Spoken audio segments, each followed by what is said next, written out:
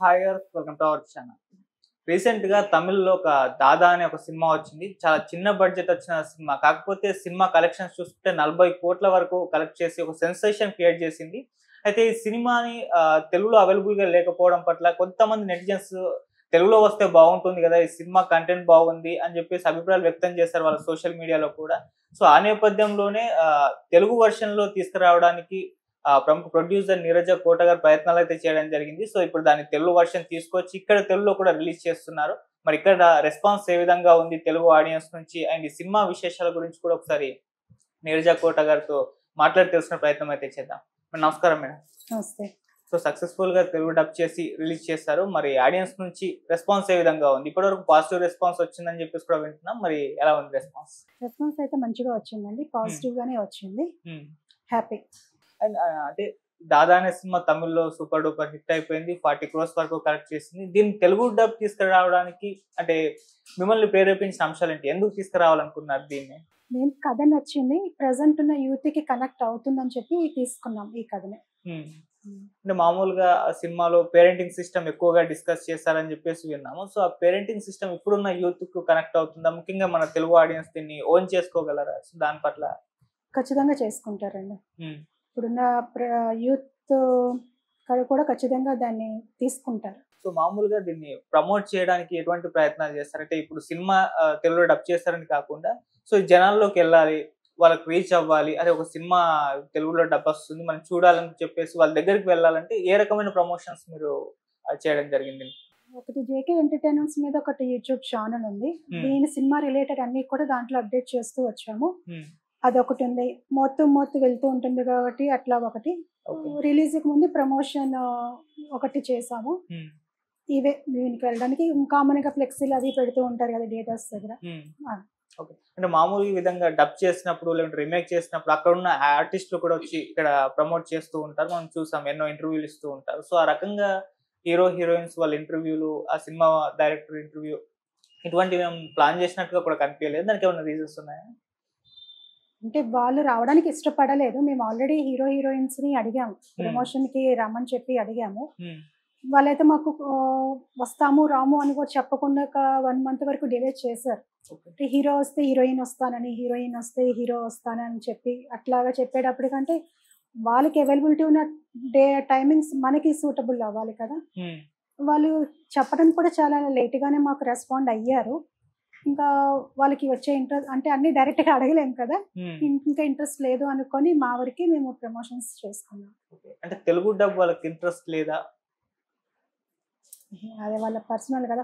అంటే వాళ్ళు మనకి చెప్పాలి. ఎందుకు రాము అంటున్నాం అనేది రీజన్ ఆళ్ళు చెప్పాలి. హ్మ్. అంటే వాళ్ళ అభిప్రాయం తెలియకుండా మనం ఏమి చేయలేం కదా! వస్తాము రానిది మనం అడుగుతున్నాం మీరు రండి అని. హ్మ్. మాకు ఈ ప్రాబ్లమ్ ఉంది. నేను రాలేమని చెప్పాలి. లేదంటే మాకు ఇవి కావాలి. ఏవైనా ఒకటి ఉంటుంది కదా! వాళ్ళకి ఎక్స్‌పెక్టేషన్స్ ఏవో. హ్మ్. అవి చెప్పితే మనం చేయగలుగుతామా లేదా అనేది సెకండరీ. వాళ్ళు అంటూ ముందు మనల్ని అప్రోచ్ అయితే మనకు ఓకే అనుకుంటే అంటే ఓకే అంటాం. ఎందుకంటే ఈ సినిమా హీరో, హీరోయిన్స్ కాబట్టి. ఓకే. కానీ వాళ్ళ నుంచి మాకు ఎటువంటి రెస్పాండ్ రాలేదని చెప్పి ఇంకా మా వరకే మేము ప్రమోషన్స్ చేసుకున్నాం. ఓకే. మరి ఈవెన్ డైరెక్టర్ గారు అనుకుంటా, గణేష్ గారు అనుకుంటా డైరెక్టర్. మరి ఆ! ఆయన అంటే ఏ విధంగా రెస్పాండ్ అయ్యారు మీకు? ఆయన కూడా అంతగా ఏమీ రెస్పాండ్ అవ్వలేదు. హ్మ్. ఇంకా అందుకని ఇంకా మళ్ళీ మేము ఏమీ అడగలేదు. ఓకే. సో, మామూలుగా ఇది మామూలుగా ఇప్పుడు కొన్ని సినిమాలు పాన్ ఇండియన్ సినిమాలు వస్తున్నాయి గానీ, అన్ని భాషల్లో రిలీజ్ చేస్తున్నారు. ఈ సినిమాని మాత్రం తెలుగులో తమిళ్‌లోనే 'దాదా' అనే పేరుతో రిలీజ్ చేశారు. వాళ్ళు ఏ ప్రయత్నాలు చేయలేదు వేరే భాషలో రిలీజ్ చేయడానికి. సో, అటువంటి సందర్భంలో మీకొక ఆప్షన్ ఉంది. ఆ సినిమాని మీరు రీమేక్ చేస్తే బాగుండేది గదా! అంటే ఇక్కడ ఆర్టిస్టులతోటి, ఇక్కడ ఒక డైరెక్టర్‌ని పెట్టుకొని మీరు ప్రొడ్యూస్ చేస్తే బాగుండేది. అటువంటి అభిప్రాయాలు కూడా వ్యక్తం అవుతున్నాయి. ఓన్లీ డబ్ ఎందుకు చేస్తారు మామూలుగా?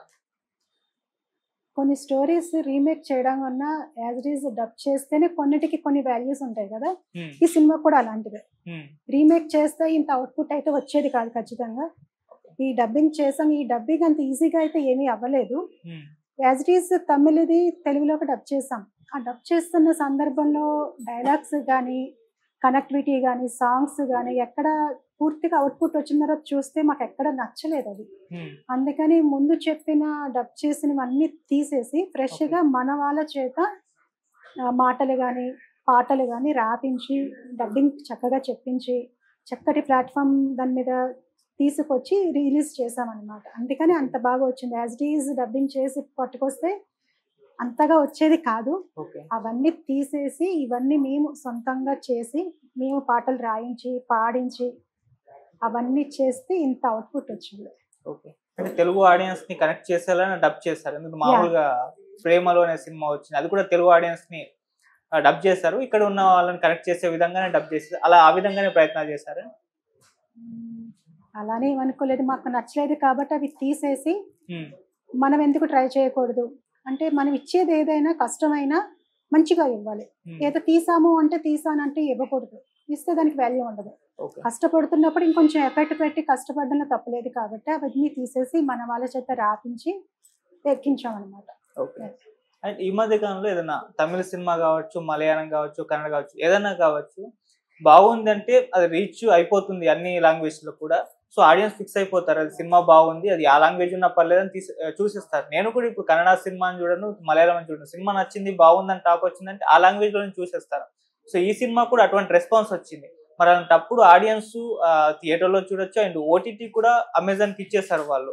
సో, అప్పుడు అమెజాన్‌లో కూడా చూసేయొచ్చు వాళ్ళు. మళ్ళీ మీరు తెలుగు డబ్ చేస్తే వాళ్ళు చూసే అవకాశం ఉంటుందని గ్యారంటీ ఏంటి? మంచి క్వెషన్ అడిగారు. అంటే తమిళ్ అనేది కొంతమందే చూడగలుగుతారు. హ్మ్. యూత్ చూడగలుగుతారు. చిన్న పిల్లలంటే ముందు మనకి డైలాగ్ వస్తున్నప్పుడు కిందన ఇంగ్లీష్‌లో సబ్‌టైటిల్స్ వస్తాయి. అవి కొంతమందే చేయగలుగుతున్నారని కానీ పెద్దవాళ్ళు చూడలేరు. చూసినా వాళ్ళకి అర్థం కాదు భాష. హ్మ్. అందుకని ఇది ఏ వయసుతో సంబంధం లేకుండా వాళ్ళందరూ చూస్తారని చెప్పి మేము తెలుగులోకి డబ్ చేయడం జరిగింది. హ్మ్. మెయిన్‌లీ కథ కనెక్టివిటీ బాగా అయ్యింది. అందుకని దీన్ని తెలుగులోకి తీసుకొచ్చాము. ఓకే. అండ్ ఇది మీ ఫస్ట్ ఫిల్మ్ కూడా ప్రొడ్యూస్ చేశారని చెప్పేసి అంటే సినిమాల్లోకి ఈ విధంగా ప్రొడ్యూస్ చేయాలని చెప్పేసి ఇంట్రెస్ట్‌తో వచ్చారా? ఈ సినిమాని ఎంచుకున్నారు మళ్ళీ దీనికి గల కారణం ఏమన్నా ఉందా?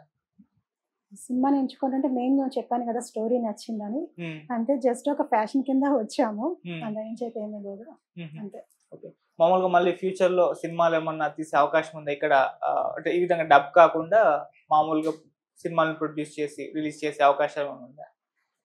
చేసే అవకాశాలైతే ఉన్నాయి కానీ కొంచెం టైం పడుతుంది. ఏదైనా అనుభవం కావాలి కదా! హ్మ్. కొంచెం అనుభవం బాగా చేసుకొని మంచి కథ దొరికితే కనుక చేస్తాం. మన తెలుగు వాళ్ళతోనే చేస్తాము. ఓకే. సో, ఆ ప్రయత్నాలు ఇప్పటి వరకు ఏమన్నా చేసారా? లేకుంటే ఫస్ట్ టైమ్ అంటే మీరు ప్రొడ్యూస్ చేయాలని అనుకున్నప్పుడు ఈ విధంగా డబ్ సినిమాని చేద్దామని అన్న ఫీల్ వచ్చింది గదా! సో, అదే ఎందుకొచ్చింది? నార్మల్‌గా ఒక సినిమా తీస్తే బాగుండు అని అనుకోలేదెందుకు? అంటే డబ్బింగ్‌తో హ్మ్. ప్రొడ్యూసర్‌గా ఎంట్రీ అయ్యారు. నార్మల్‌గా ఒక సినిమాని ప్రొడ్యూస్ చేసి రిలీజ్ చేస్తుంటే బాగుండేది గదా! అని. దేనికైనా మనకు అనుభవం అనేది ఒకటి కావాలి కదా! హ్మ్. డైరెక్ట్‌గా వెళ్ళడం వల్ల వెళ్ళొచ్చు. అదేం తప్పు కాదు. ఓకే. వెళ్ళొచ్చు. దాంట్లో చాలా రిస్క్ ఉంటుంది. మనం ఎఫర్ట్ అంతా పెట్టి చెయ్యాలి. హ్మ్. అనుభవం లేకుండా అంత రిస్క్ చేయడం అనేది కాదు. చెయ్యలేము. ఎందుకంటే మనతో ఒక ఫ్యామిలీ అనేది ఉంటుంది కదా! హ్మ్. అందరిని రిస్క్‌లో పడేయలేము. ఓకే. ఇదే ఎందుకు తీసుకున్నామంటే మెయిను స్టోరీ బాగుంది. హ్మ్. ఇది ఎఫర్ట్ పెట్టినా కొంతతోనే ఎఫర్ట్ పెట్టాల్సొస్తుంది. ఓకే. ఎక్కువ కాకుండా. హ్మ్. దీనివల్ల మన ఫ్యామిలీ కూడా అంతగా ఎఫర్ట్ ఏముండదు. అంటే అది నెగెటివ్ అయినా, పాజిటివ్ అయినా. హ్మ్. పాజిటివ్ వెళ్ళాలనుకుంటాం. నెగెటివ్ వెళ్ళాలనుకోము. చిన్నగా స్టార్ట్ చేద్దాం అని చెప్పి ఈ చిన్న సినిమాని తీసుకున్నాం. ఓకే. ఓకే. అండ్ ఇప్పుడు ఉన్న పొజిషన్‌లో చాలా చిన్న సినిమాలు అప్పుడే పరిచయం అవుతున్న డైరెక్టర్లు గాని, ప్రొడ్యూసర్స్‌కు థియేటర్ ఇష్యూస్ బాగా వస్తూ ఉంటాయి. అది చాలా సందర్భాల్లో వాళ్ళే ఇంటర్వ్యూలో చెప్తూ వస్తుంటారు. సో, ఈ సినిమా రిలీజ్ అప్పుడు మీకేమన్నా థియేటర్ ఇష్యూస్ కలిగాయా? లేకుంటే మీరు కావాలనుకున్న థియేటర్ల కంటే ఎక్కువ లేకుంటే తక్కువ ఏ విధంగా ఉంది థియేటర్ ఇష్యూస్? ఈ సినిమా రిలీజ్‌లో థియేటర్స్ ఇష్యూస్ అసలెక్కడా రాలేదు. థియేటర్స్ వాళ్ళు కూడా చాలా మంచి సపోర్ట్ చేశారు. వాళ్ళ హ్మ్. సపోర్ట్ వల్ల ఇక్కడి దాకా వచ్చింది. హ్మ్. మేము అనుకున్న దానికన్నా ఎక్కువే రిలీజ్ చేసాం. హ్మ్. హ్మ్. So, happy theatre issues yeah! తోటి. అవేమి ఇష్యూస్ అంటే ఏమీ లేవు. ఓకే. హ్యాపీ. ఓకే. మంచి సపోర్ట్ చేశారు వాళ్ళందరూ గూడా. ఓకే. అండ్ మీరు ఈ విధంగా ఈ సినిమాని తెలుగు డబ్ చేస్తున్నానని చెప్పగానే ఎక్కడి నుంచన్నా సపోర్ట్ గానివ్వండి, లేకుంటే వద్దు ఇదెందుకు అని చెప్పేసి ఆ రకమైన పాజిటివ్, నెగెటివ్ ఏమన్నా అంశాలున్నాయా? ఎవరి దగ్గర నుంచన్నా వచ్చాయా? అంటే యూజువల్‌గా మనకి సంబంధం లేని ఫీల్డ్ ఇది. హ్మ్. ఒక అందరికి భయాలైతే ఉంటాయి కదా! ఫ్యామిలీలో. వాళ్ళ పేరెంట్స్ కానీ, మా పేరెంట్స్‌కి కానీ, ఫ్యామిలీలో హ్మ్. ప్రతి ఒక్కళ్ళకి ఉంటుంది. హ్మ్. ఇప్పుడంత రిస్క్ చేయడం అవసరమా అని చెప్పి. హ్మ్. అవన్నీ ఉన్నాయి. ఉన్నాయి కానీ వాళ్ళకి ధైర్యం మేము ధైర్యంగా ముందుకు అడుగు వేసి ఈ సినిమాని డబ్ చేశాము. ఓకే. అది. సో, సినిమా రిలీజ్ అయ్యాక ఫస్ట్ కాంప్లిమెంట్ ఎవరి దగ్గర నుంచొచ్చింది? మా అత్తయ్య గారు. ఓకే. హ్మ్. ఏమనిచ్చారు? ఫస్ట్ ఆవిడ ఇది చేస్తాను అంటే తమిళ్లో చూసారు ఆవిడ. ఉమ్, చూసి భాషతో సంబంధం లేక మనకి సిచ్యువేషన్ బట్టి కూడా మనం అర్థం చేసుకుంటాం కదా, అట్లా అర్థం చేసుకున్నారు. ఉమ్, చూసి ఇప్పుడు ఆ సినిమా తీయడం అంత అవసరమా, ఎందుకు అంత రిస్క్ చేయడం అని అన్నారు. ఉమ్, తల్లిగా ఆవిడకి బాధ ఆవిడకి ఉంటుంది. అవి తీసుకున్నా కూడా ధైర్యం చేసి డబ్ చేసాము దీన్ని.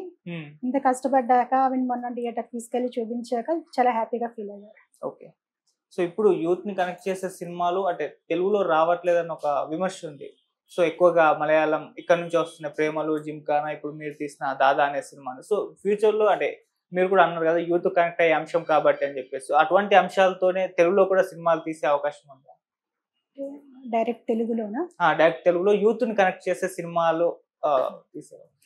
అంటే అది కథని బట్టి ఉంటుంది కదా ఏదైనా తీసేది. మంచి కథ దొరికితే ఖచ్చితంగా తీస్తాను. ఓకే. సో ఎవరైనా డైరెక్టర్స్, యంగ్ డైరెక్టర్స్ అప్రోచ్ అయ్యారా ఈ విధంగా మా దగ్గర స్టోరీ వస్తున్నాయి మీరు ఏమన్నా తీస్తారా అని చెప్పేసి, ఆ రకంగా మీ దగ్గరికి ఏమన్నా ఛాన్స్ వచ్చాయి? ప్రెసెంట్ కథ రాసే వాళ్ళ నుంచి అయితే కథలు వస్తున్నాయి. ఇంకా అక్కడ దాకా ముందు కథ ఎంచుకోవాలి కదా. కథ నచ్చితే తర్వాత స్టెప్ డైరెక్టర్ ఎవరు ఏంటి అనేది హీరో హీరోయిన్స్ అందరూ అప్పుడు వస్తారు. ముందు కథ మీద ఫోకస్ పెట్టాము. కథ మంచిది దొరికితే ఆ తర్వాత డైరెక్టర్ ఎవరు అనేది ఆలోచిస్తారు. ఓకే.